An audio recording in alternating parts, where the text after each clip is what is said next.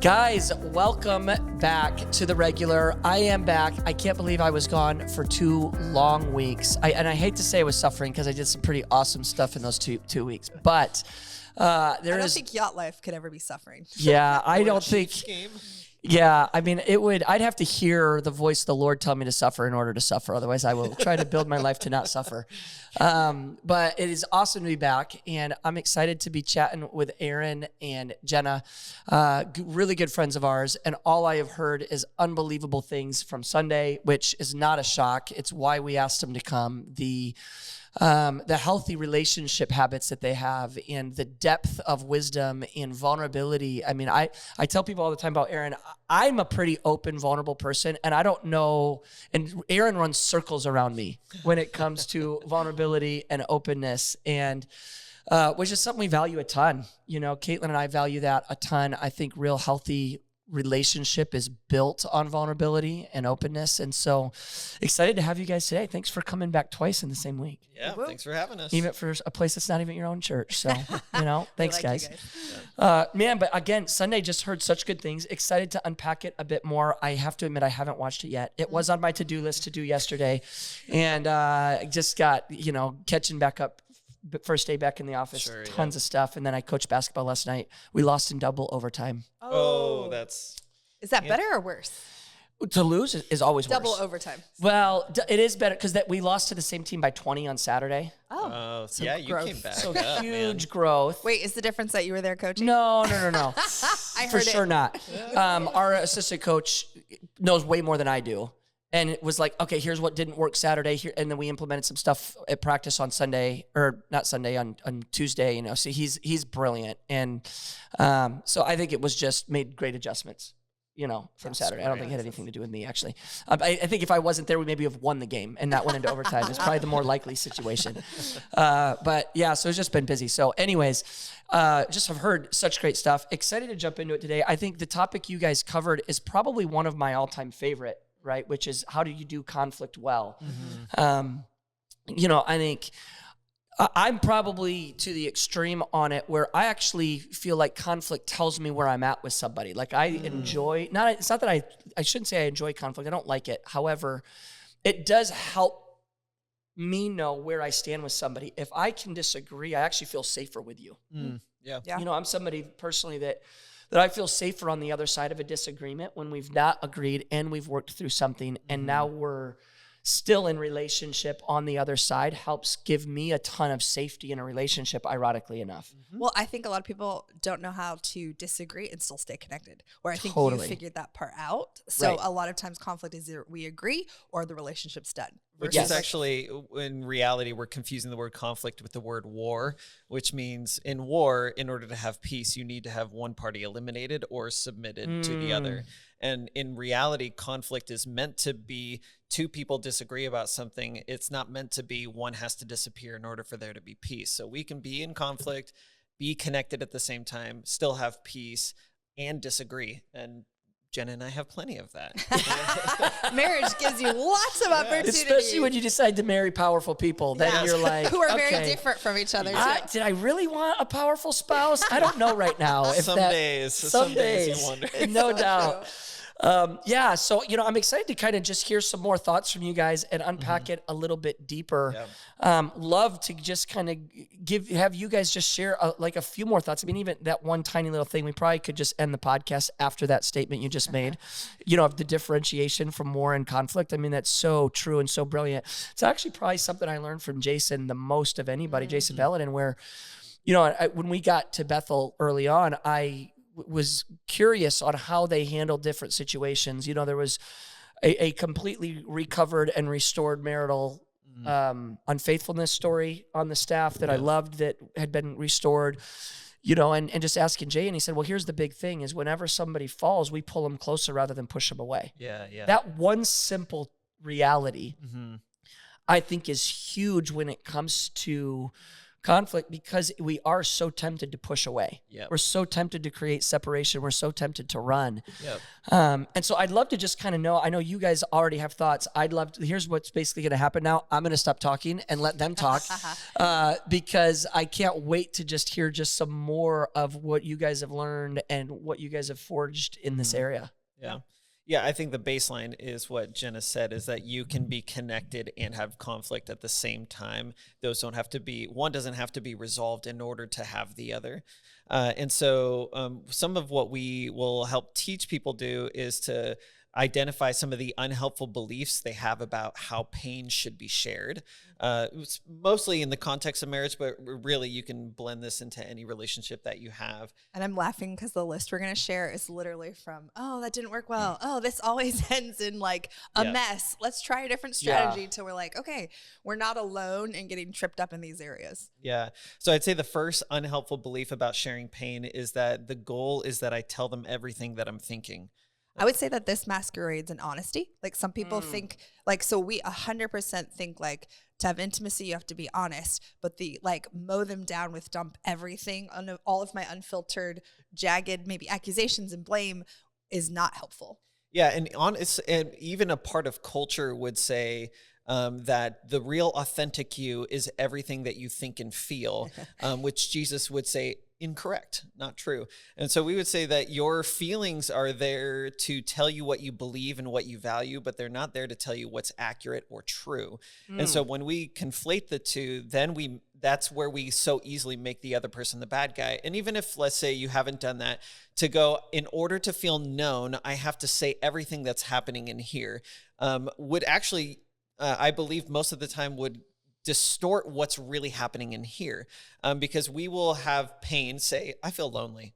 I feel lonely because you said or did this. And so I'm feeling that in my heart. But the stories that begin percolating in my head that feels would be like it would be authentic to share, it gets way past the point of just going, oh, loneliness, can you care for that? And instead I go, hey, here's all the things that I'm thinking about, can you respond and rebut those, or tell me why you respond to my thoughts. And so that's why we go, hey, the goal is not to tell them everything you're thinking. In fact, you should probably get out all the things you're thinking to somebody else or your journal or the Lord or a combination of those before you share that with them, so that you can actually rub off all the sharp edges and get down to the vulnerable piece that is really what needs to be taken care of. I literally can't trust myself to start processing until I usually start with myself and then the Lord. And then I'm like, oh, this is actually the heart of the matter. I 100% want to share the heart of the matter with him, but dumping out everything. It's like dumping out your purse. There's trash. There's all these things like, hey, let me get rid of some of the non-necessary emotional response. Because the other part of it to me, and you tell me if I'm wrong on this, you also have to filter through what you're triggered by and if it's even fair for that person to have to deal with that. Sure. Yeah. Right? Because sometimes I'm responding to a past pain and my Caitlin's the one having to deal with the fact I have an unresolved area of pain here, as opposed to me saying, oh, and maybe it's not you don't say it. Maybe it's just the way you say it now. It's the way you say it. Hey, this actually made me feel this way. And I actually realized I'm feeling this way because of my own pain. Right. But I just wanted you to know I'm still working through this area. Yeah. And I would agree with that. The idea is that I want to be known by my spouse. And that is the goal, honestly, of what we would say. This is what leads to connection, is when you go in you have pain, you go in to feel known, which then removes them from needing to apologize. It removes them from needing to take responsibility for what you're experiencing. And so if I am going in to be known, then I'll share like, hey, this thing you did, I got wildly triggered by that. And I realize it wasn't your fault, but I'll still share that because it feels good to go. She gets insight and goes, oh, okay. And she can respond to that. However, she can go like, wow, that sounds really hard. She could even go, hey, you know what? Even though it's not my fault, I might try to adjust my behavior because I don't want to trigger that thing in you. That's so good. But we also have an understanding that I will take responsibility for the fact that that was my thing from my past that needs healing. And even if I sort it out a little bit and awareness that it's there before I tell whoever triggered it, I get some care from the Lord. Yeah. So it's almost like, you know how they talk about if someone's drowning, don't go save them without a life vest because they'll pull you under. That's what I feel like we go to the person a lot of times. That's a great picture, Jenna. Tell them everything I need. It's like, oh, and then we both drown. Get your life preserver first and then go save them. Yep. Yeah. Yeah, so that you're not, because I'm like, oh, this is a God spot that I could tell you till I'm blue in the face, and you actually don't have the key, and you're not meant to fix that Yeah. or fill that spot of me. But I'm more clear on what I'm sharing if I do that first. You guys are very smart. Thanks, Cole. We have a I've lot always of known opportunities. this. I've always known this, but man, I mean, it's just so good. I mean, it's so practical too. I am regularly shocked at how poorly people handle conflict. And at the same time, I realize nobody has these tools. Sure. Like yeah, yeah. nobody's given the tools to do it the right way. Yeah. And just to take time and filter and process, you know, and we're talking spouse, but it applies to every relationship, right? Like my kids, My kids' teachers. yeah, the kids' teachers, friendships, you know, every single area. It's so good. Yeah. Okay, what's next on the list? I would say that I'm just going to kind of jump down is that the unhelpful belief is we can only resolve this if I hear an admission of guilt or an apology. Oh. And the core idea behind this is that when you're in pain, it doesn't mean there is somebody to blame. When you're in pain, it doesn't mean there's an actual villain. When you're in pain, it doesn't mean anyone's sinned. In fact, that getting back to the fact that many times my pain is really the result of unresolved, unprocessed pain from the past. Or am I filtering what I'm assuming your motives are Yep. versus what you actually said? Right. Yeah. And that's actually the kind of the crux. If we went over to the helpful side, then we go, hey, when I'm in pain, I have an opportunity to be curious about what was happening Wow. behind that. Whereas normally we would call that the voice of the scientist. So I get curious. I go, interesting. I wonder what's happening here. The voice of the judge in my head typically goes, okay, who's wrong? And so if I feel pain, I go, who's wrong? Naturally. I pick Jenna most of the time. Terrible person. Other times, or if I'm going like, no, it's not her fault, this is my fault. Even if I go to, I'm the wrong one, it's really the wrong question is to ask who's wrong here because I feel pain. Our goal is that we want to switch to curiosity, which is we see in Jesus as people approach him, the blind man, son of David, have mercy on me. And Jesus goes, so what do you want? And at the pool of Bethsaida, he goes, what would you like? And so he's actually engaging in questions that really draws out the heart of what these people are going after. And we want to learn to do that. And I think it's honestly the kindness of the Lord to ask Adam, hey, where are you? Yep. When he knows the answer. And it would behoove us to do the same, to start to get curious and ask more questions rather than jumping to a conclusion, AKA a judgment. Which is interesting now. Like we've tried this for so many years, and I see like it proving true and true that if I have to have a hard conversation, even if it's my pain, I 100% will start by asking questions because I'm going in assuming, and it almost reminds myself that I don't have all the facts.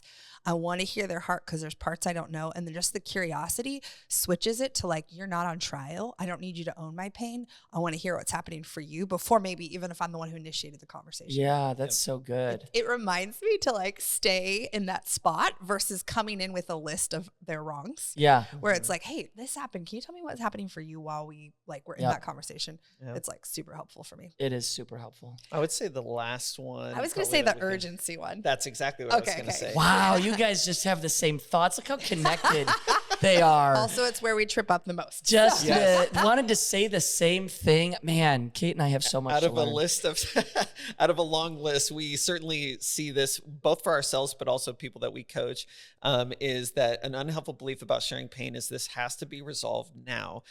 We pull in the urgency of it is a big problem for many people because they'll pull in scriptures like don't go to bed angry, which means that we're going to stay up till 2 a.m.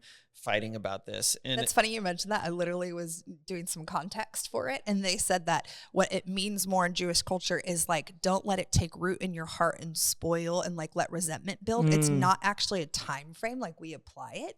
So I think sometimes in the urgency we hear go do it now, but then we make a mess because we haven't processed or invited the Lord in. It's like, you owe us this, pay up, and I'm not okay. Like the drowning person. Right. Versus like, oh, I'm responsible for bitterness and offense to happen, and I can't just sweep under the rug if I need to actually have a conversation, because I think passivity sometimes like just make it okay. So I'm like, yes, have the conversation, but the urgency of check yourself and where you're at before you have it. It's great. Or honestly, even the idea that going to bed angry means if I go to bed angry, it means we didn't resolve it. And really that is the key in people's mind is we have to agree in order to go to bed, because I can't not be angry until we agree. Yep. Or I can't not be angry until we resolve this. And that typically looks like agreement on some level, or somebody just goes, fine. And so we can go to bed. I can go to bed not feeling resolved in the conflict, but we're connected again. Yep. But it's like a choice. It is. You know, is. like has to the be. anger Totally. is my choice versus like, I remember there's No been doubt. times we've gone to bed where I'm like, we don't have a solution. I actually don't know what the path forward, but I want to be on your team and my heart is for you. And that's my choice. It's like, it takes all of my effort to be like, I love you. Yeah, this is the like That's laying all I in have bed. in We're me both sometimes. staring at Yeah. the ceiling, just like going like, it's so and then true. one hand reaches over, and Yeah. we're like, okay, we're in this together. We're choosing connection without a solution being present. Wow, It's that's like, so great. It's so crazy how much you can do on your end of it Yeah. without having the person to admit to you Yeah. know, like to pay you back with an apology. It's like, So oh, good. there's so much ownership in how you show up in pain. Yeah. It's awesome.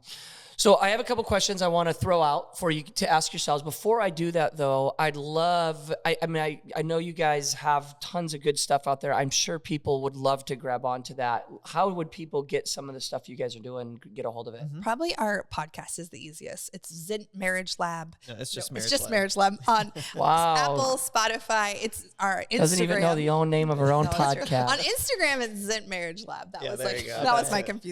confusion. But I do want to say one more thing that I think is Okay, helpful is that it's not one and done. I think a lot of times people have a conversation that's painful, and then maybe it happens again, and we have this expectation of like, we We almost get talked about hopeless. this. Why isn't everything fixed now? Yeah. It Yes. almost becomes higher stakes, like, oh, you didn't care or you didn't hear about me, versus like this expectation of like, I'm probably just the other areas that I'm learning and growing, you're probably going to learn and grow. So instead of expecting or almost taking it as a value statement that they didn't hear me or care because the same thing's happening again, like, oh yeah, this is my opportunity to give grace and mercy because I have areas great. in my life that I'm having to hear it a couple times too. Yeah. Yeah. Zint Marriage Lab. And That's awesome. as the Instagram, and then zintsquad.com is our website, and people could find our coaching calendars and different things like that, or the different things that we're doing. We'll usually put Awesome. up on the main page. And you guys are unique in that you always give your personal cell phone out. Why don't you guys do that real quick? Yes, Aaron's is. I was trying to, if I knew yours, I would have said that. It's like so good. Who has anybody's memorized anyway? Yeah. Oh my gosh. Awesome. Well, here's the thing. I want to throw out a couple questions. Number one, I think in even order to get to these tools, you have to first assess how did I experience disagreement and conflict as a kid in my home? What are the childhood challenges I have to overcome before I could even settle into making the healthy choice? And so just ask yourself this question. It's super simple. How did I experience conflict as a kid? And I encourage you, write it down. If you guys are watching this in your home group, take some time and dialogue about that around your circle, answering that question. How did I experience conflict as a child or early on in my life? Number two, do I consider myself good at disagreeing as an adult? That simple question, yes or no there. Likely that's going to be connected to the first question. And then the third one would be simply this. What can I do? What is one thing I can do this week to get better at disagreement? Whether it's apply one of these things or it's work on something from childhood experiences. But ultimately, the healthier we want to become is really a lot of times dependent on our ability to disagree well. And so if I want to become healthy and I want to grow in my areas of relationship, whether it's with my spouse or friendships or children or family, whoever it is, learning how to disagree well is going to give you a lot of strength in the area of relationship. So what was it like when I was a child? How am I doing at it right now? And what can I do this week? One little thing I can do to get better at it. Guys, thanks for watching The Regular. We will see you Sunday morning.